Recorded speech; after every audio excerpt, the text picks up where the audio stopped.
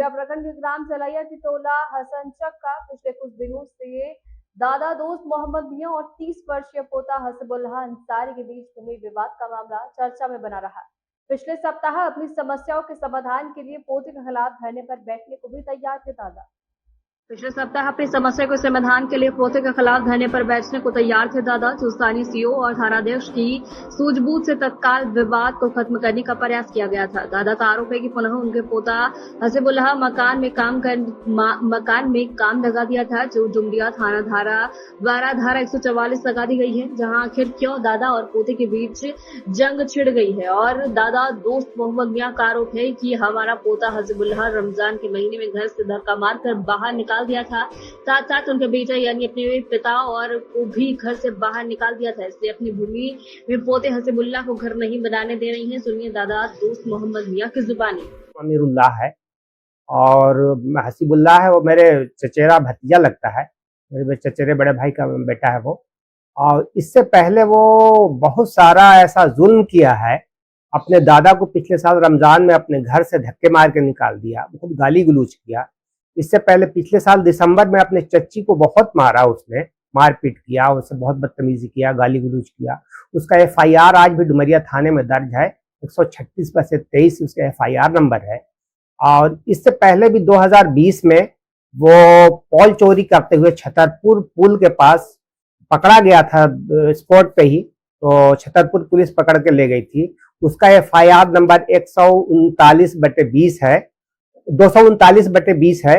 और वो जेल गया था, जेल से मैंने ही उसको छुड़ा के लेके आया था वहां से, डाल्टनगंज थाने से। बात ऐसे बिगड़ गई कि अब यहाँ पे वो जब सबके साथ, अपने चचा के साथ, अपने दादा के साथ, मेरे चचा है उनके साथ बदतमीजी करने लगा, अपने बाप को गलत बात बोलने लगा कि मेरा बाप बदचलन है, तो मुझसे बर्दाश्त नहीं हुआ, तो मैंने इसका विरोध किया। फिर बड़े भाई हैं, उनने कहा, फिर बड़े अब्बा है मेरे दोस्त मोहम्मद मियां, उनने भी कहा कि यहाँ पे कोई भी ऐसा आदमी समझदार नहीं है जो हमारी मदद कर सके। तो हम अपने जान पहचान के हिसाब से कुछ भी लगाया, इनको थाने ले जाने की जरूरत हो गई, थाने लेके गए। जहां उनने कहा उनको लेके वहां तक गए, अपनी बात वो खुद उन्होंने रखी इस बात को। उसके बाद काम रुका पिछले साल, फिर काम शुरू कर दिया उसने। प्रशासन जाके काम रुकवाता है, फिर जबरदस्ती शुरू कर देता है। ये वही बोलता है तो उसी पे इल्जाम लगा देता है कि ये आदमी हट जाए यहाँ से, लेकिन आदमी नहीं हटता तो तरह तरह का वीडियो बना के वायरल करता रहता है। बहुत बदतमीज किस्म का आदमी है, बहुत ही बदतमीज है। अभी मेरा भी नाम लिया है कि वो ऐसा बहका के काम करा रहे, लेकिन ऐसा कोई बात नहीं है।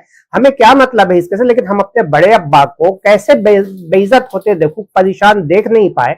इसके अलावा भी इससे पहले कुछ दिन साजिद अहमद साहब, जो बहुत सामाजिक कार्य करता है और बहुत मजलूमों की मदद करते, कोई भी मजलूम उनके पास चला जाए तो जाने के बाद उसके लिए खड़े हो जाते, चाहे उसका कुछ भी हो। उनने उन पे भी इल्जाम लगाया उनने।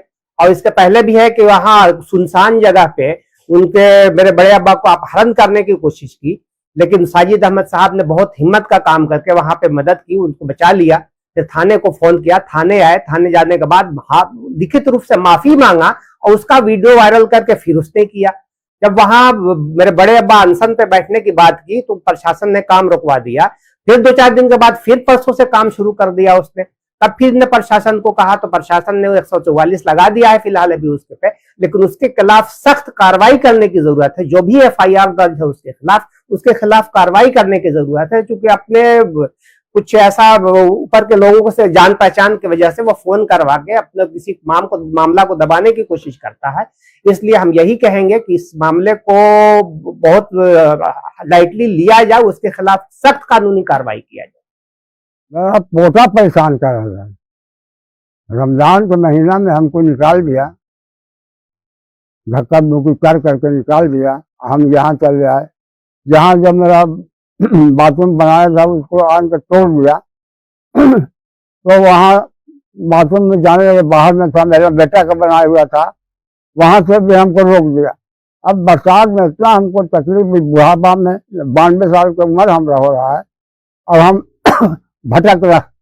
अगर किसी को हम किसी से मदद, उन लोग को भी बदनाम करता है कि फलाना आदमी बहकाए हुआ है, बहकाने के लिए नहीं, हम आवेदन हर जगह पर दिया और कानून को सहारा लिया, लेकिन बाजोर वो बना रहा है, रुकता नहीं है।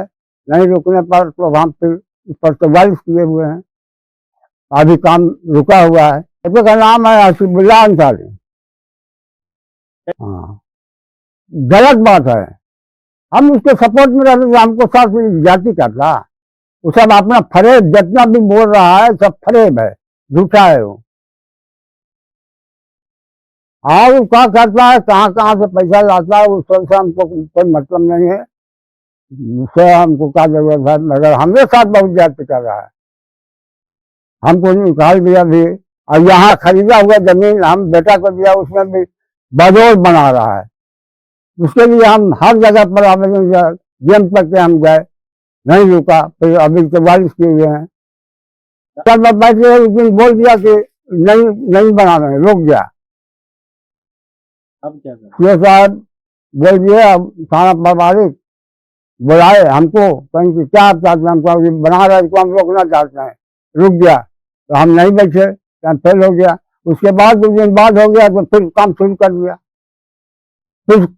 कर दिया, जाने लगा।